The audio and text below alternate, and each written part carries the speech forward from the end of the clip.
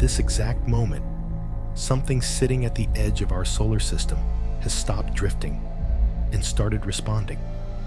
What if I told you that every major observatory on Earth is locked onto one single object, and no one, not NASA, not the military, not even the world's top astrophysicists, has any idea why it's doing what it's doing?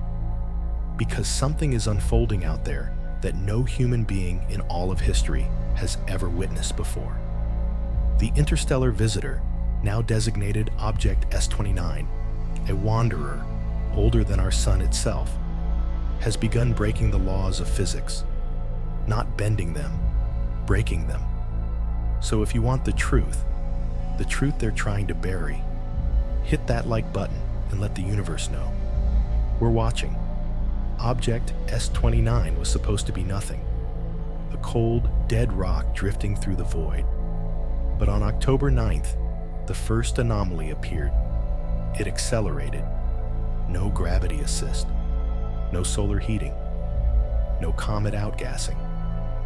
This was controlled movement, like something inside the object had turned on.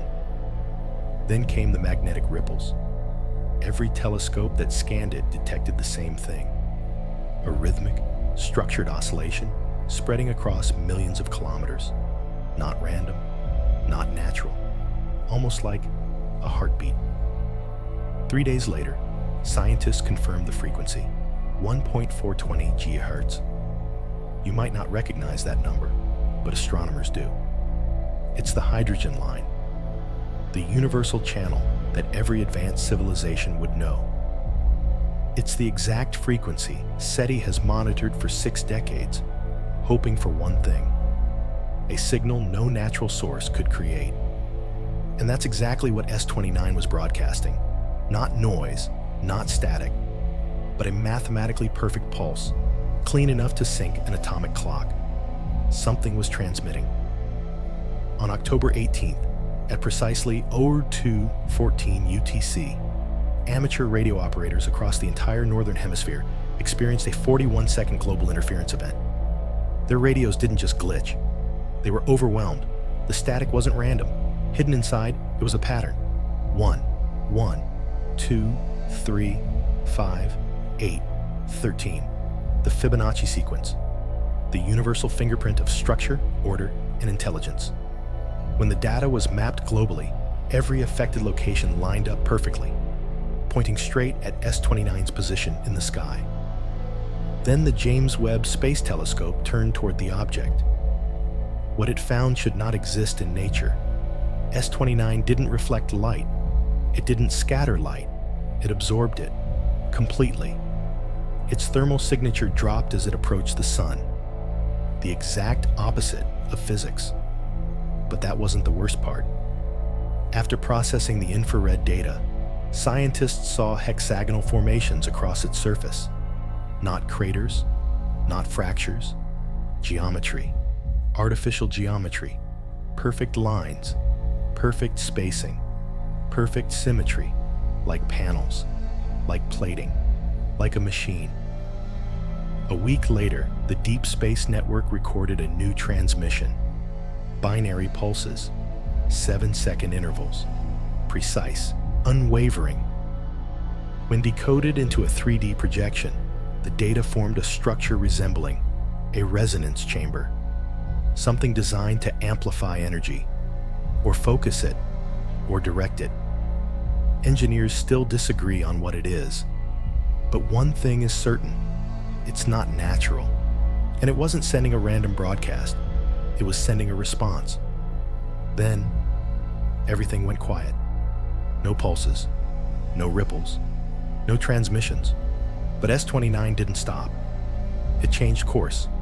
A subtle, precise, impossible micro-adjustment, aligning its path perfectly with a known weakness in Earth's magnetic field.